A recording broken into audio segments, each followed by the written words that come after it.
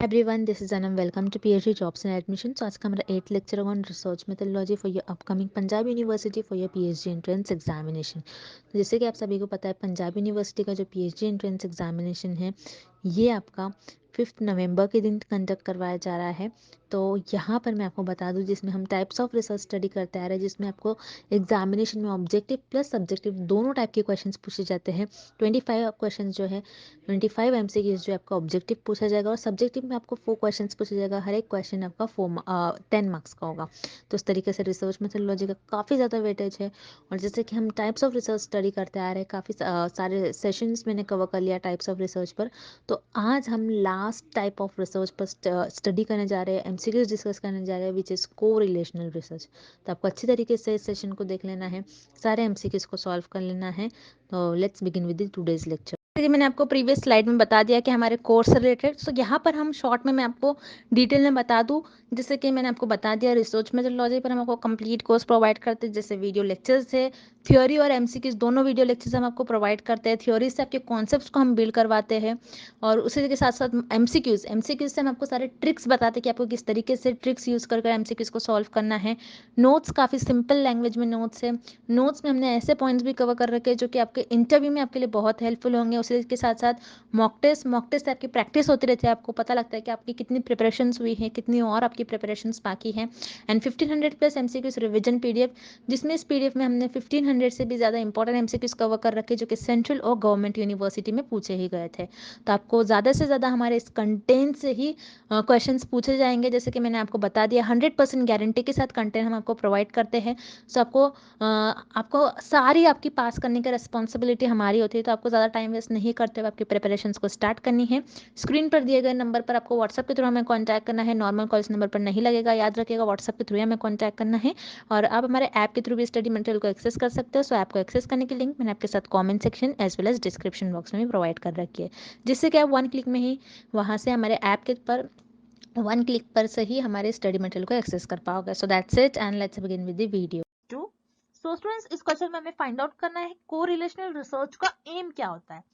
So let's look at option A, to solve a specific problem. So here option A is incorrect because in applied research में हम कोई practical problem को solve करते हैं और you can say specific problem को solve करते हैं, ना कि इन correlational research. That's why here option A is incorrect.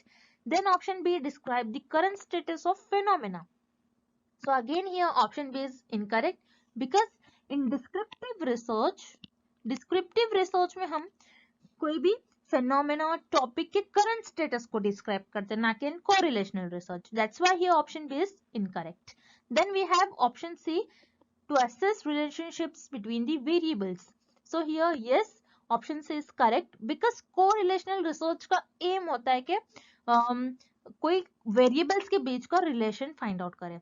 So here remember students, यहाँ पर आप name में meaning देख रहे हो, correlational means कोई variables के बीच का relation। Okay, so yes, जैसे फॉर एग्जाम्पल रिसर्चर को कोई वेरिएबल्स के बीच का रिलेशन फाइंड आउट करना है। सो यहाँ पर रिसर्चर क्या करेंगे, कोई भी पास्ट डेटा जो होता है और you can say existing data जो होगा, उस डेटा को रिसर्चर ऑब्जर्व करेंगे with the help of statistical tool. Okay, so यहाँ पर रिसर्चर के पास ऑलरेडी डेटा होगा और उस डेटा को रिसर्चर स्टैटिस्टिकल टूल मीन्स जो मैथमेटिक्स टूल से रिलेटेड होगा, जैसे ग्राफ्स और यू कैन से चार्ट्स के through.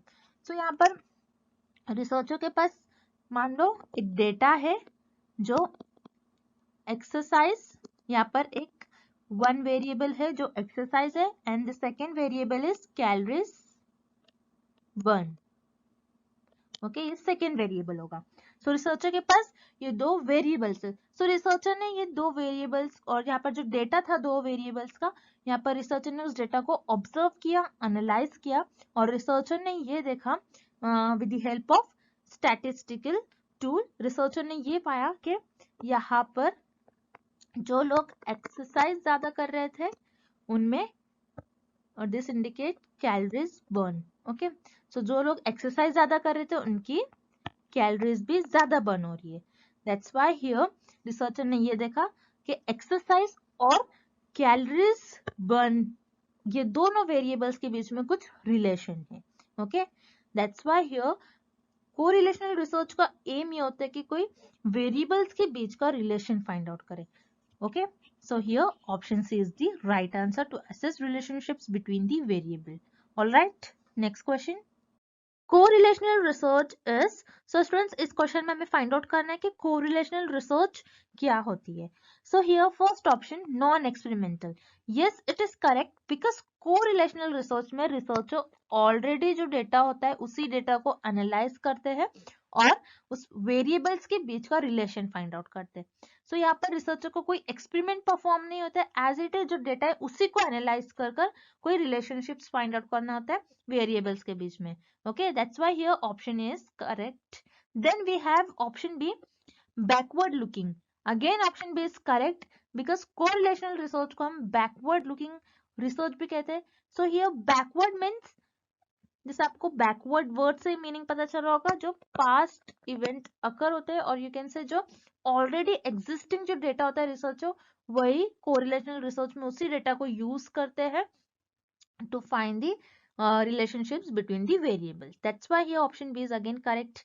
Then option C, experimental. No, it is incorrect because correlational research में हम कोई experiment perform नहीं करते क्योंकि already जो data होता है उसी का use करना होता है. आप यहाँ पर कोई experiment perform नहीं कर सकते. That's why here option C is incorrect. Then here correct option is option D, both A and B. Next question. In correlational research researcher, so students इस क्वेश्चन में हमें फाइंड आउट करना है कि correlational research में researcher variables को कैसे manage करते हैं. So here option A is influence the variable, option B manipulates the variables, C changes the variables. So remember students here influence, manipulates and change means तीनों words का meaning same ही होगा. Correlational research में researcher variables को क्या manipulate करते हैं या फिर चेंज करते हैं. ओके, सो रिमेंबर स्टूडेंट्स कोरिलेशनल रिसर्च में रिसर्चर वेरिएबल्स को ना ही मैनिपुलेट करते हैं, ना ही इन्फ्लुएंस करते और ना ही वेरिएबल्स को चेंज करते. बिकॉज इन एक्सपेरिमेंटल रिसर्च में रिसर्चर इंडिपेंडेंट वेरिएबल को चेंज करते हैं और यू कैन से इंडिपेंडेंट वेरिएबल को इन्फ्लुएंस करते और मैनिपुलेट करते.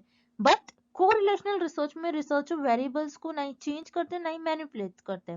ओके, बिकॉज कोरिलेशनल रिसर्च में रिसर्चर को जो भी एग्जिस्टिंग डेटा होता है वही डेटा का यूज करना होता है. That's why here correlational research में रिसर्चर कोई भी वेरिएबल्स को मैनिपुलेट और चेंज नहीं करते. That's why here correct option is option D, none of the above.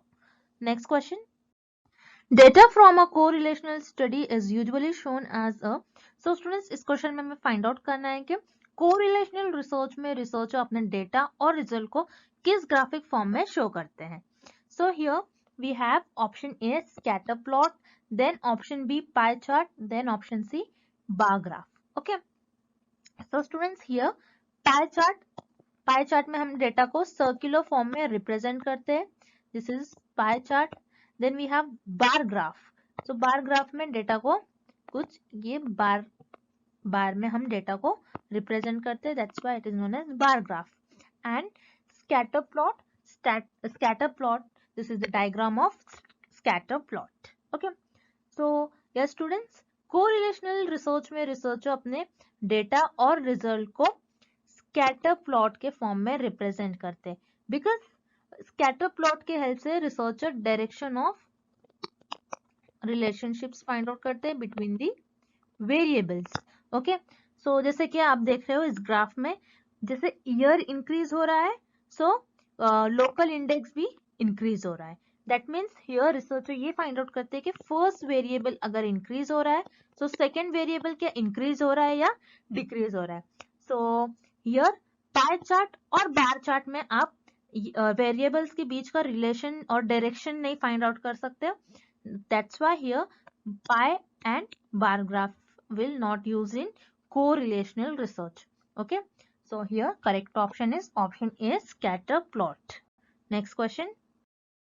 In correlational research, when two variables move in the same direction, then it is, so students इस question में हमें find out करना है कि correlational research में जब two variables same direction में move करेंगे सो उन्हें हम क्या कहते हैं.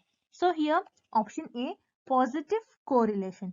तो पॉजिटिव कोरिलेशन कैसा होता है, जैसे फॉर एग्जाम्पल स्मोकिंग, अगर कोई स्मोकिंग ज्यादा कर रहा है so and lung cancer, okay, so उनका लंग भी ज्यादा अफेक्ट होगा।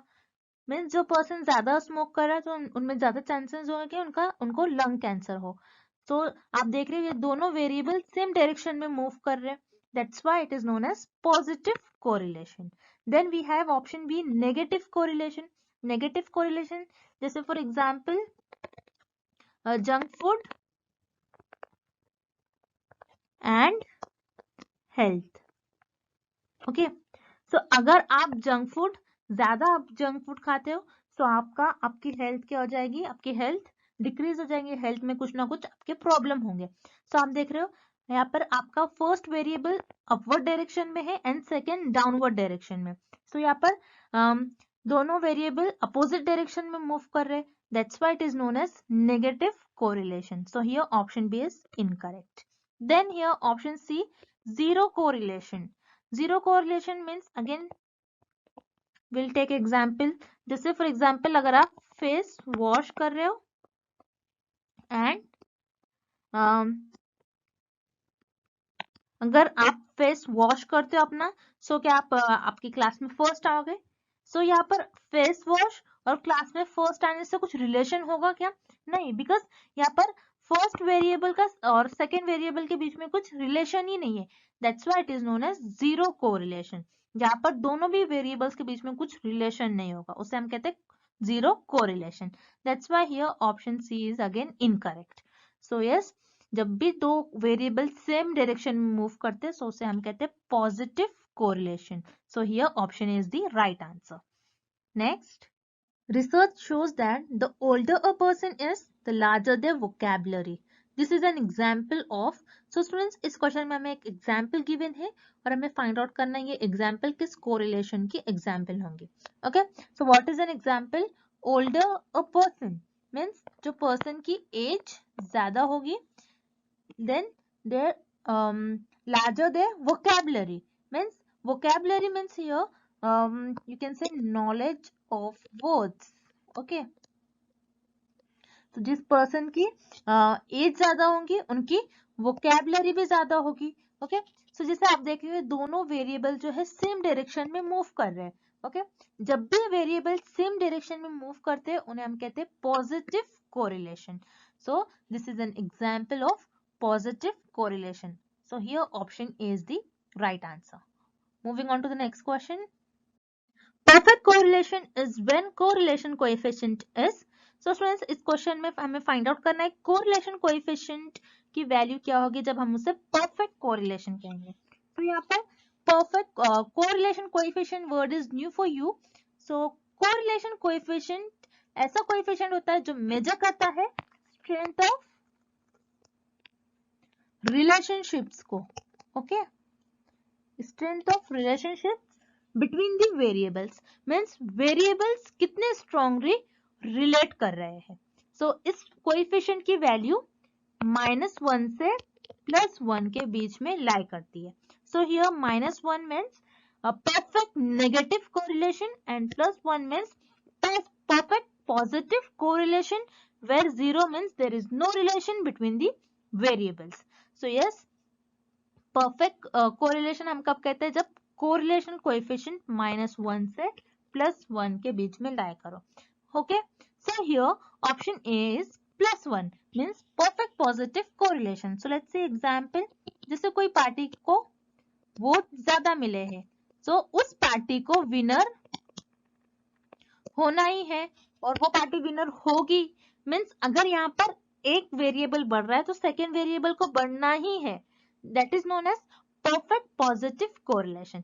Then we have option B -1, तो -1 मीन्स परफेक्ट नेगेटिव कोरिलेशन। जैसे फॉर एग्जाम्पल एक ट्रेन है और उस ट्रेन को ए से बी स्टेशन मूव करना है, सो अगर ट्रेन अपनी स्पीड इंक्रीज करेंगी सो उस ट्रेन को स्टेशन बी पर जाने के लिए टाइम कम लगेगा।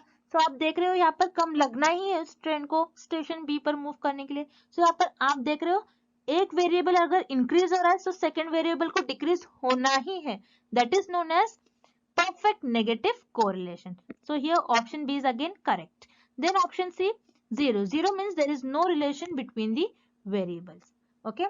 So here correct option is option D, both A and B. Next question. Which of the following statement is true about correlational research? So students, इस question में हमें find out करना है कि कौन सा option correct है about correlational research. Okay. So here option A can demonstrate causation. So students, here causation means cause and effect. Okay. So remember students, correlational research cause and effect relationships describe नहीं करता है between the variables. Correlational research बस relation बताता है between the variables. Okay. जैसे for example, researcher ने कोई city में ये देखा कि समर में आइसक्रीम की सेल्स ज्यादा हो रही थी और उसी मंथ में क्राइम रेट भी ज्यादा हो रहा था. ओके. सो यहाँ पर आप ये नहीं कह सकते हो कि आइसक्रीम के ज्यादा सेल्स होने की वजह से क्राइम रेट इंक्रीज हो रहा है. बट यहाँ पर आप देख सकते हो आइसक्रीम एंड क्राइम रेट, यहाँ पर आइसक्रीम और क्राइम रेट के बीच में पॉजिटिव कोरिलेशन है. मीन्स एक वेरिएबल बढ़ रहा है तो सेकेंड भी इंक्रीज हो रहा है. सो यहाँ पर कॉज एंड इफेक्ट रिलेशनशिप नहीं हो रहा है. क्या आइसक्रीम की वजह से क्राइम रेट इंक्रीज हो रहा है? नहीं. हम यहाँ पर कोरिलेशनल रिसर्च में cause and effect relationship find out नहीं करते. So that is why correlation does not imply causality और कॉजेशन. ओके.